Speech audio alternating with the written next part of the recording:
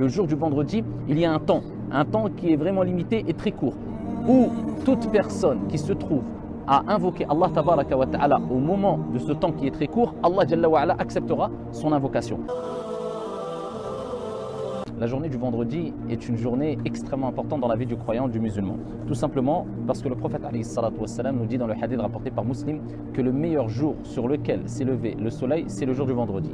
Premièrement, parce que c'est cette journée qu'Allah Jalla wa Ala, lors de cette journée qu'Allah Jalla wa Ala a créé Adam alayhi salam. C'est cette journée-là où Adam fut introduit au paradis, c'est cette journée-là où Adam alayhi salam fut sorti du paradis.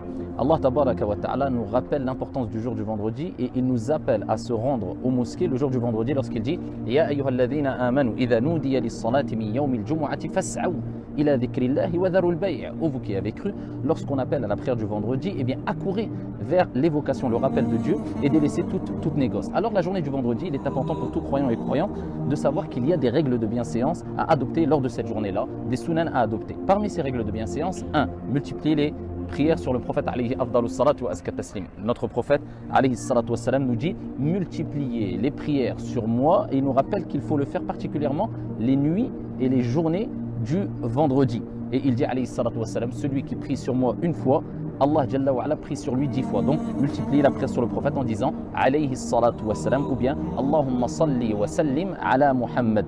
Parmi les règles de bienséance, 2. C'est de venir le plus tôt possible le jour du vendredi à la mosquée selon ses capacités. Et c'est ce qui nous attriste malheureusement. Beaucoup de personnes ont les capacités de venir tôt et ils viennent à la dernière minute, plus que cela, quelquefois à la dernière seconde.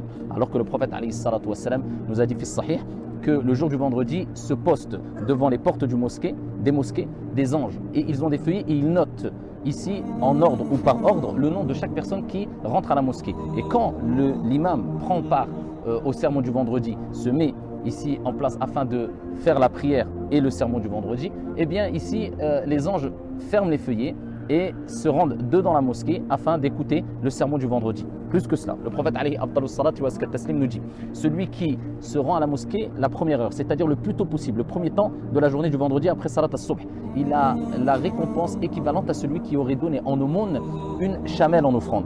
Celui qui se rend à la mosquée le deuxième temps, il a en aumône ou en récompense l'équivalence de celui qui aurait donné en offrande une vache. Celui qui se rend le troisième temps, il a comme récompense ici ce qui correspond à celui qui aurait donné en offrande un bélier. Celui qui se rend au quatrième temps, il aura comme récompense ce qui est équivalent à celui qui aurait donné ici en offrande une poule.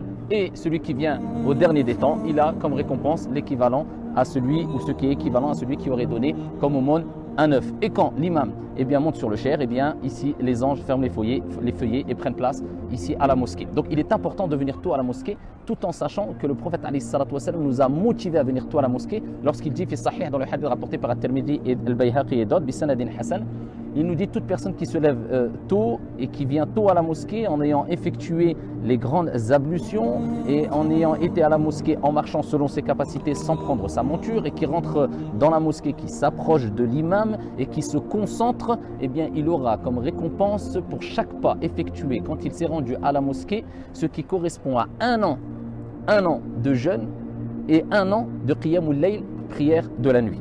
Troisième des choses, parmi les choses à faire le jour du vendredi et qui est accessible à toutes et à tous, c'est lire Suratul Kahf, la sourate, la caverne.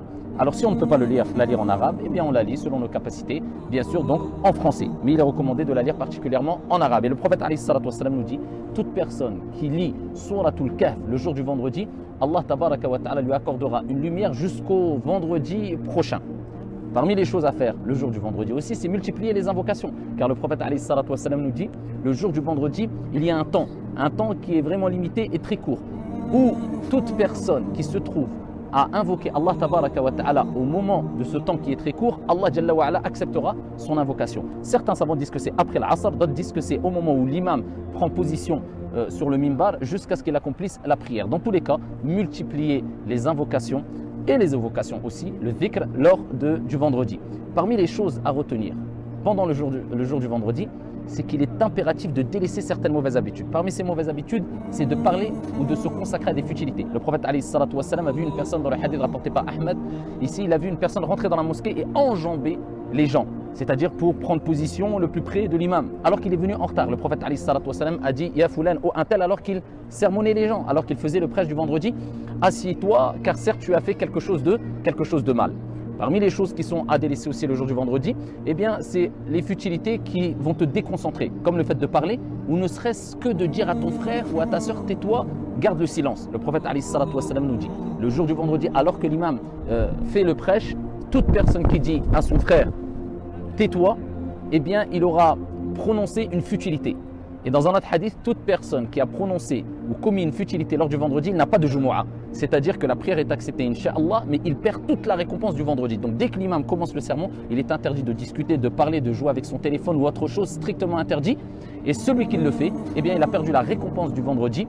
Et cela est autorisé de parler brièvement si vraiment c'est une darura, une nécessité. Parmi les choses qui sont impérativement à délaisser le jour du vendredi, eh bien c'est de vouloir venir écouter un rappel le jour du vendredi sans appliquer ici ce qu'on a entendu sûrement le vendredi précédent. Je vise ici les personnes qui se rendent à la mosquée le jour du vendredi et qui se garent n'importe où sans respecter le voisinage, qu'ils soient musulmans ou non musulmans. Et ça, c'est une preuve qu'il y a un manque d'application et de compréhension des rappels qui sont prononcés le jour du vendredi. Donc celles et ceux qui se rendent à la mosquée du vendredi doivent se rendre avec un bon comportement en appliquant des bienséances. Et parmi ces bienséances-là, c'est de se garer de la meilleure des manières ici afin de ne pas déranger son voisinage. Et ça, c'est quelques règles de bienséance à appliquer le jour du vendredi afin que cette journée-là soit une journée bénie, sans oublier que cette journée-là est considérée en islam comme un Eid, une journée de fête pour les musulmans. Donc faites vivre cette ambiance religieuse à la maison, dans les mosquées, tout au long de cette journée-là. Qu'Allah tabaraka wa ta'ala vous bénisse. Walhamdulillah.